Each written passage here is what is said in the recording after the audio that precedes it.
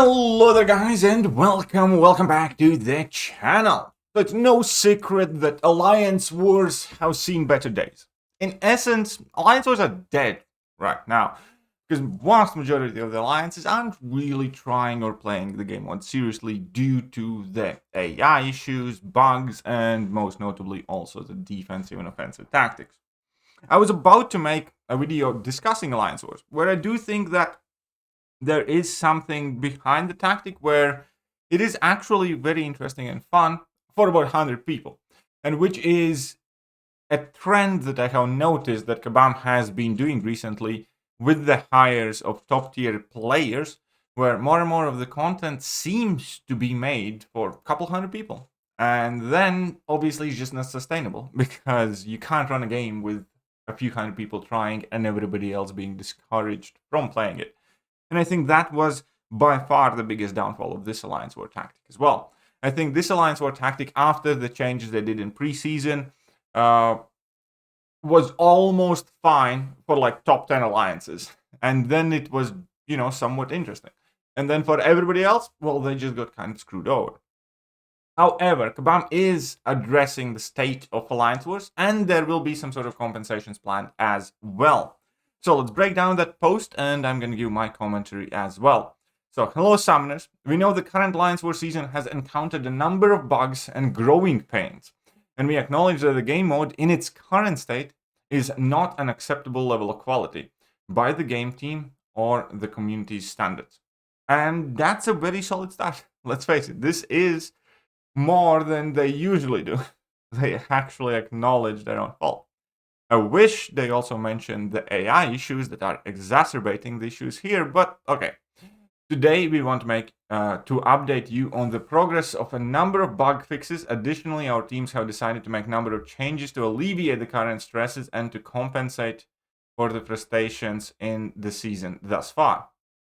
There will be more information on these points further down this post, but the list of changes are as follows.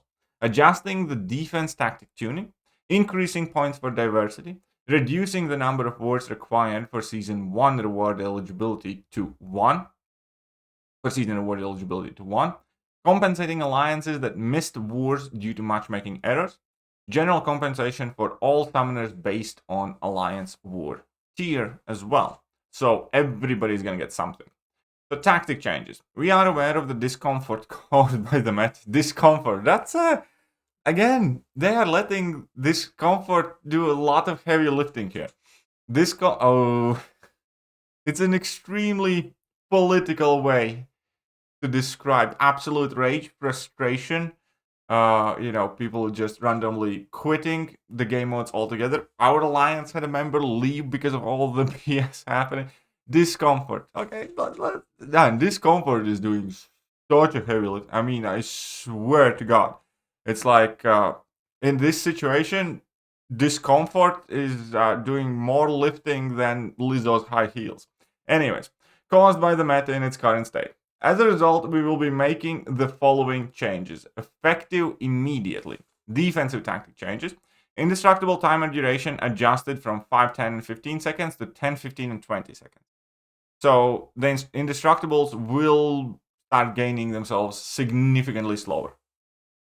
In Tier 1 case, twice as slow. Also, stack limit adjusted from 357 to 345. So in Tier 1, 5 indestructibles will be the max opponents can get. Okay, those are very, very, very solid changes. Additionally, there are going to be attack tactic changes. Each prowess lowers ability power rate by 20%, capped at 100%. Now this, again, not bad. Let's see how much. Killmonger's indestructible charges no longer consume the attack tactics prowess. I like how they are singling out Killmonger here, but obviously it's because Killmonger has been like a massive issue. Right. Changes to diversity scoring. The combination of tactics and the recent wave of difficult defenders has resulted in many alliances relying on multiples of the same defender. This obviously was an unintended behavior. As a result, we will be changing the diversity from 30 points to 207. They're making diversity 9 times more valuable. for this and the next season to incentivize alliances to place champions and as a result reduce frustrating paths for attacking alliances. Well, fair enough. In this case, yeah, there's going to be absolutely no point in doubling up the champions. And my worry is that for the upcoming war, not all the alliances are going to manage to change their defenses. And there's definitely going to be some issues. But this will certainly, sort out the issue with this should be a temporary fix, as they say, for this and the next season. This just perfectly characterizes how big of an issue this tactic is.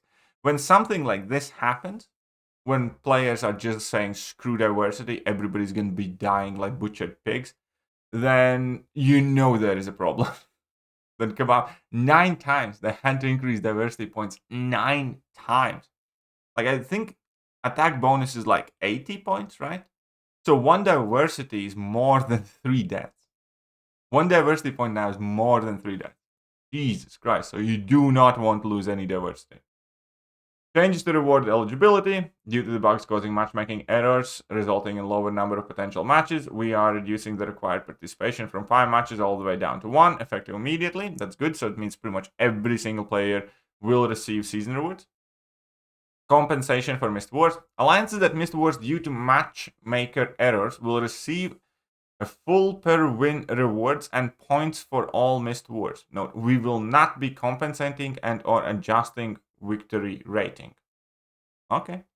This compensation will be released as soon as we can. General compensation. We will be sending a W compensation to all alliances. This package will scale depending on the alliance war tier. Okay, it will be interesting to see what's in it. Expect this general compensation to happen at the conclusion of the season. So at the end of the season, we're going to get some general compensation package. Additionally, backtracking and fixed status. Some alliances are encountering enlistment issues. Fix should be live. Alliances who fail to match up do not receive a buy. Fix in progress. And summoners are unable to join AW after joining a new alliance. Fix confirmed for April build. This is primarily to do with raids, I still believe. Anyways, so that is the situation with current alliance wars. Obviously now, it goes without saying, alliance wars are gonna be a lot easier. The problem here is you can't unbreak a dish that have broken. You can't gather up a spilled milk. Milk has been spilled, dishes have been broken, players have left their alliances, retired, and alliances have collectively decided not to play Alliance War. It is extremely unlikely, in my opinion, that Alliance that has been taking Alliance War season very casually and not playing it, or players that have already left their alliances because they're sick and tired of Alliance War, will all of a sudden run back to playing this game mode. And don't get me wrong, this is, very good compensation for everybody. Obviously, I think is well justified. Very happy to see that.